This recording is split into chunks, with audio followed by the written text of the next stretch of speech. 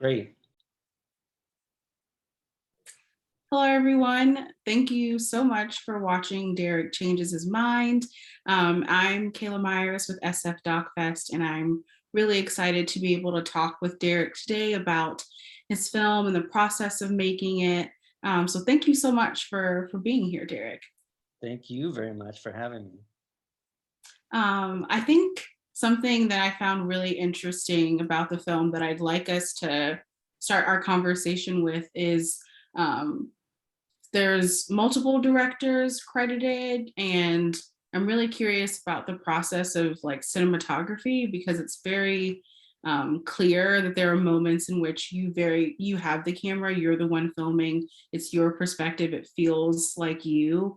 And then there are moments when you're clearly not the person recording, and like you're having a conversation with Nadia or someone else on camera. And so I would love to sort of hear about how you all sort of decided you would do that process, how you passed off the camera, how you decided that your co-director would be asking you questions, sort of how that first kind of got decided as you were filming throughout making the film.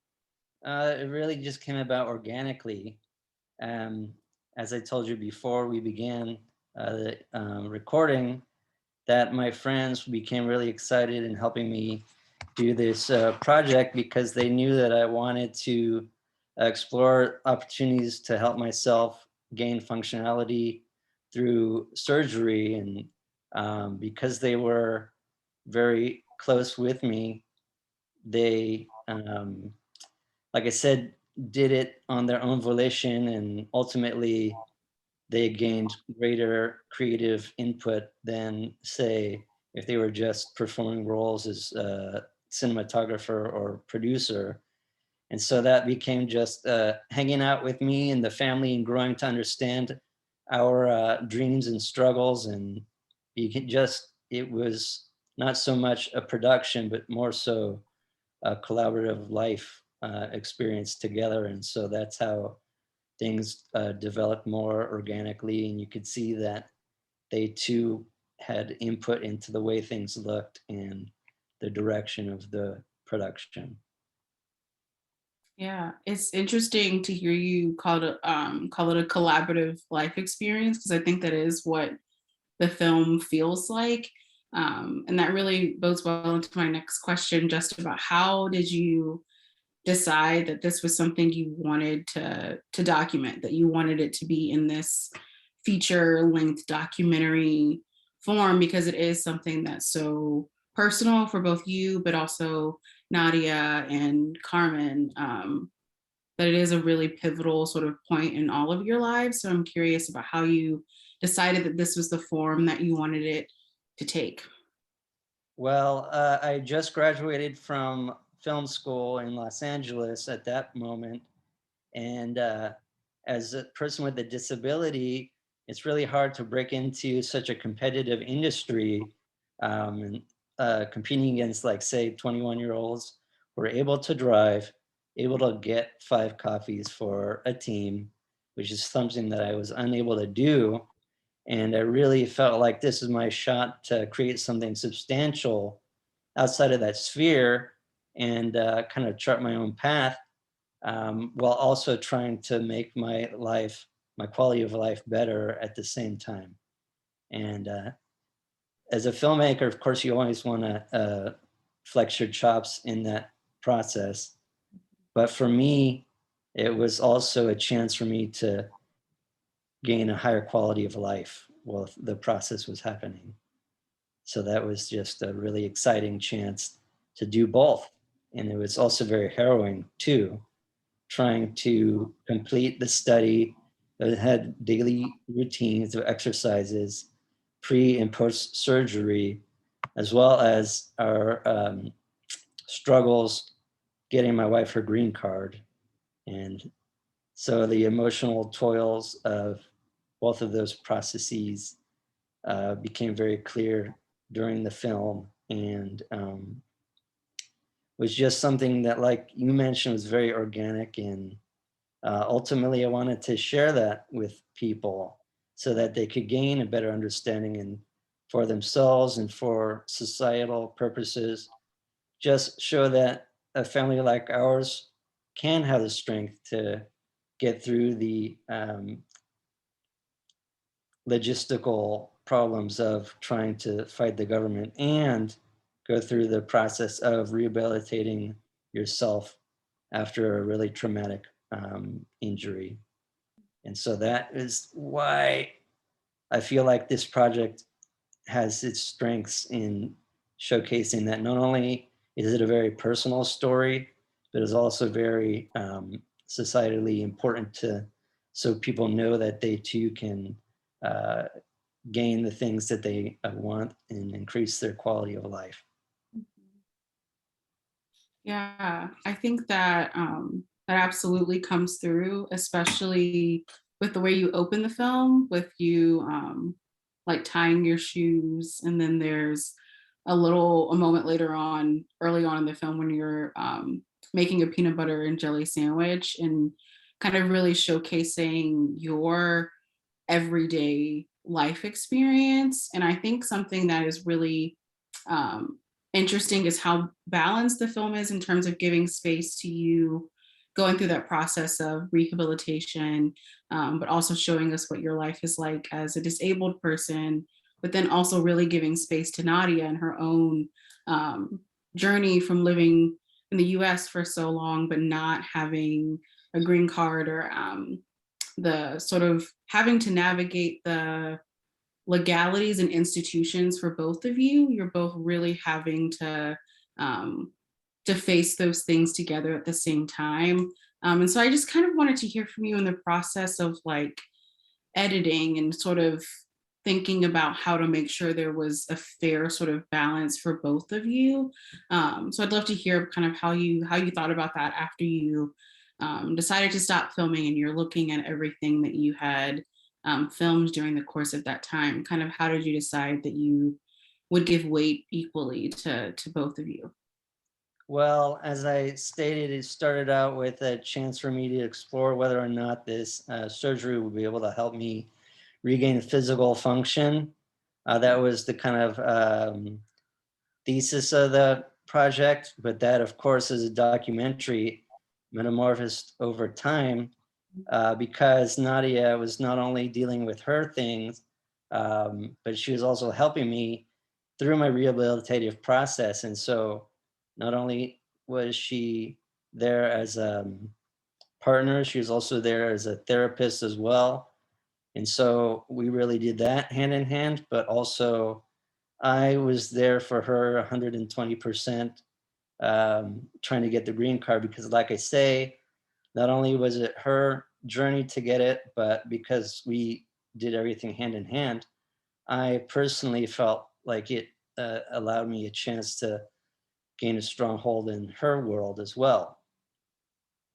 And so I felt like that was important to showcase both of those aspects of our lives, not just either the physical or the governmental and legal problems that Nadia had faced.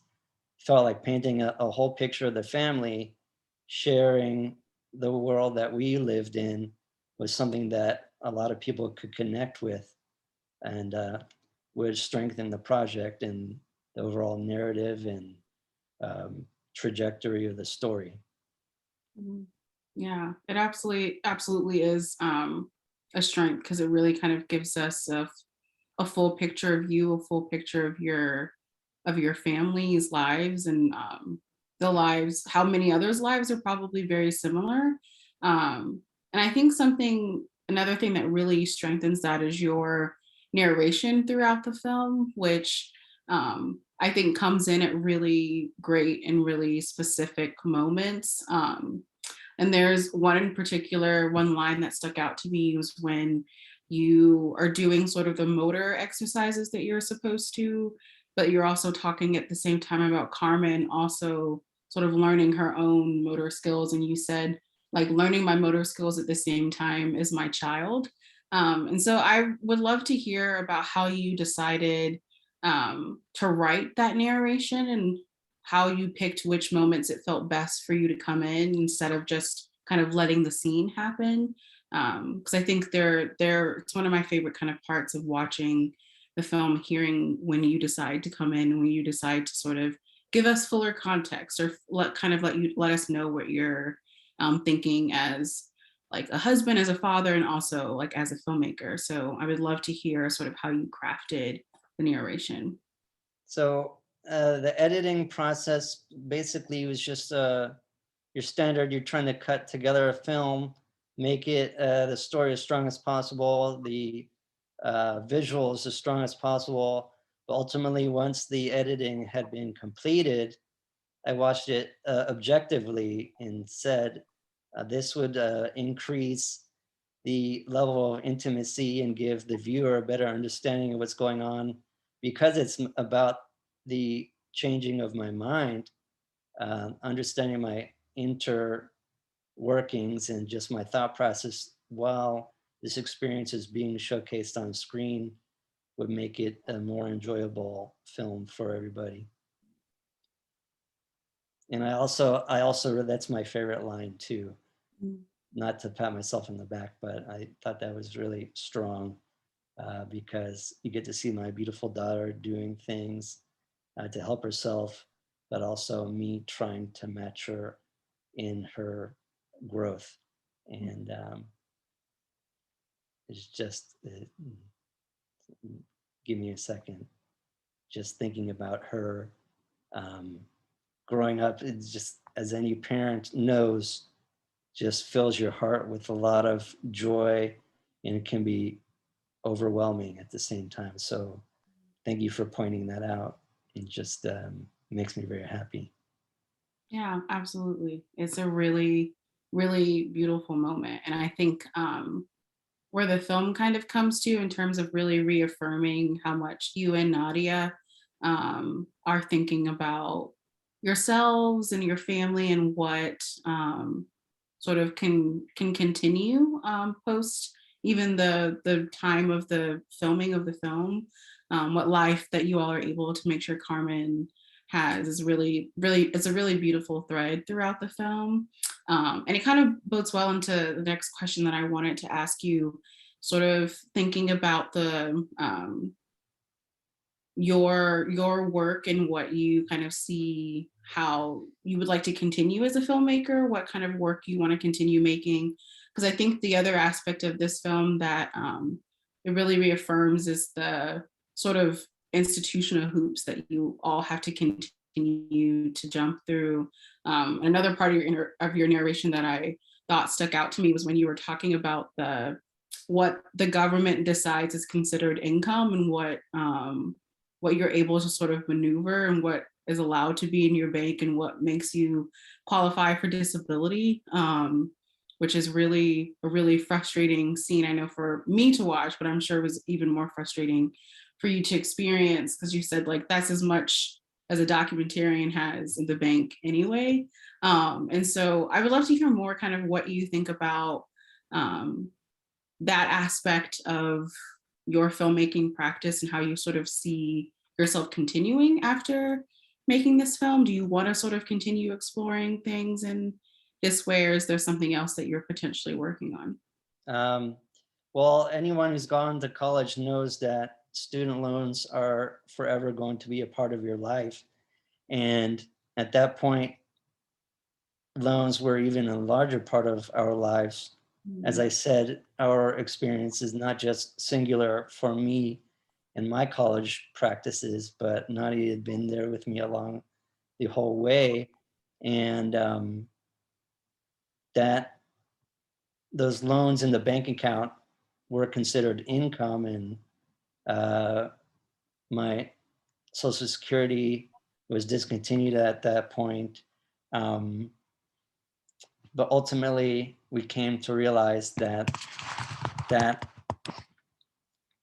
kind of, in a way, holds you back from realizing your ultimate dreams. And what I hope to continue with in the future is not being bogged down by any sort of identity in that realm.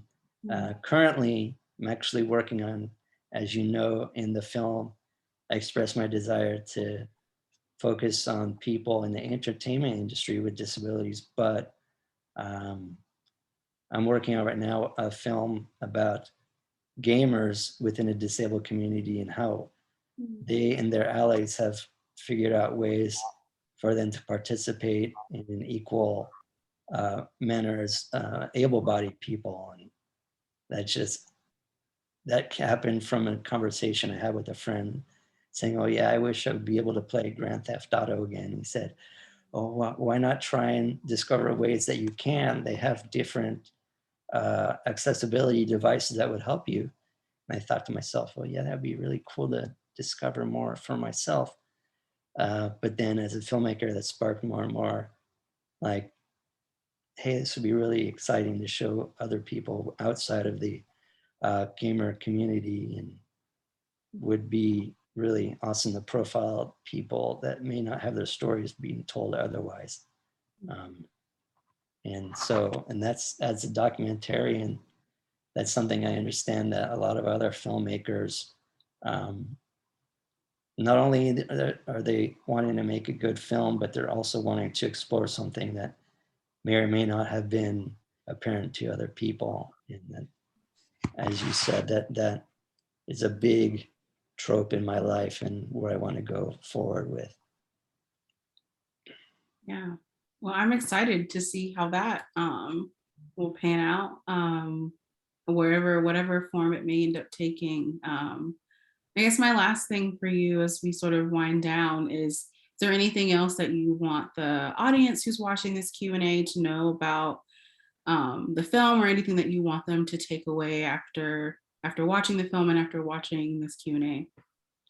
Really, I just want people to understand that the struggles that you face, give yourself the opportunity to step back from them. And uh, even though I was able to take this chance to make a film about it, and that gave me the opportunity to step back and look at it, um, the people that you connect with and who will be able to see it from a third party perspective and can help you continue to find ways to succeed in life. And I hope that that is something that people understand from watching this. Oh, cool. Well, thank you so much, Derek, for your film, for your vulnerability, and for talking with me today about your work. I hope everyone who's watching this Q&A tells other people to watch the film. And thank you so much for watching. And thank you again, Derek, for your work. Thank you very much. And yes, everybody, please tell your friends, family, colleagues about the project. And hopefully it'll change not only our lives, but yours as well. Thank you. Have a good one. Thank you.